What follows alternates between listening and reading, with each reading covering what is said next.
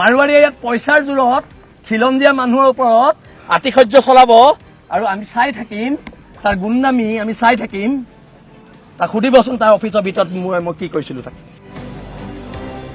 লগত আমি আলোচনা কৰিম, প্ৰতিবাদ কৰিম, যি কৰিব লাগে কৰিম, প্ৰয়োজনীয় ONGC বন্ধ দিম। কিন্তু কি দিব এতিয়া? কৃষ্ণ আগৰৱালাই কি দিব?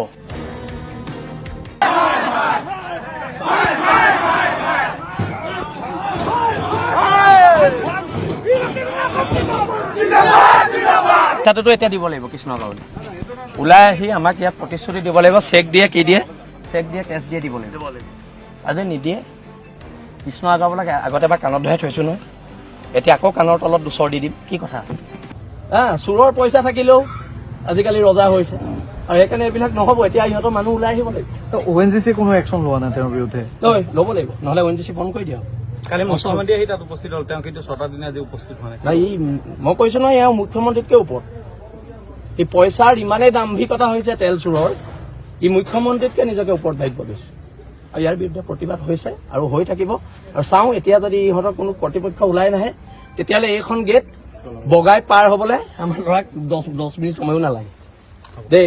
গোটেই আৰক্ষী বিভাগৰ গোটেই মানুহখিনি খিলঞ্জীয়াৰ কাৰণে, অসমীয়া মানুহৰ কাৰণে আমি সংঘাতত এতিয়ালৈকে লিপ্ত হ'ব বিচৰা নাই। আৰু যদি এওঁলোকৰ মানুহ ওলাই নাহে, তেতিয়াহ'লে এখন সংঘাত হ'ব আৰু আমাৰ ল'ৰা জেললৈ যাবলৈ সাজু আছে। আমি সাজি আছো। সেইটোৱেতো কৈছো, ক্ষতিপূৰণটো দিয়াটো বাদ দিয়ক, সি ঘৰত মাত এষাৰ দিবলৈও নহয় কোনো কৰ্মচাৰী। আৰু সেইকাৰণে এইবিলাক গুণ্ডাৰ বিৰুদ্ধে, এইবিলাক তেল চোৰৰ বিৰুদ্ধে আন্দোলন চলি থাকিব। তাতো এতিয়া দিব লাগিব কৃষ্ণ আগৰৱালাই। ওলাই আহি আমাক ইয়াত প্ৰতিশ্ৰুতি দিব লাগিব। চেক দিয়ে, কি দিয়ে? চেক দিয়ে, কেছ দিয়ে দিব লাগিব। আজি নিদিয়ে।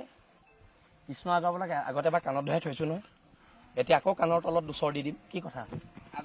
কিন্তু কৃষ্ণ আগৰৱালাই পইচা দিব লাগিব। তাৰ চৰম আছে নাই? তাক এবাৰ আমি কাণত ধৰাইছিলো নহয়, তাৰ পিছতো চৰম নাই।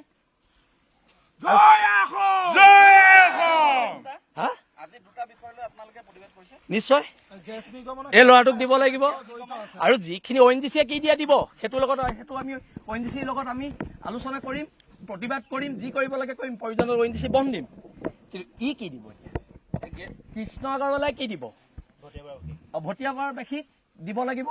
প্ৰত্যেক ঘৰতে 6টা দিন একদিন গ'ল, একদিন কৃষ্ণ আগৰৱালা তাত উপস্থিত হ'ল।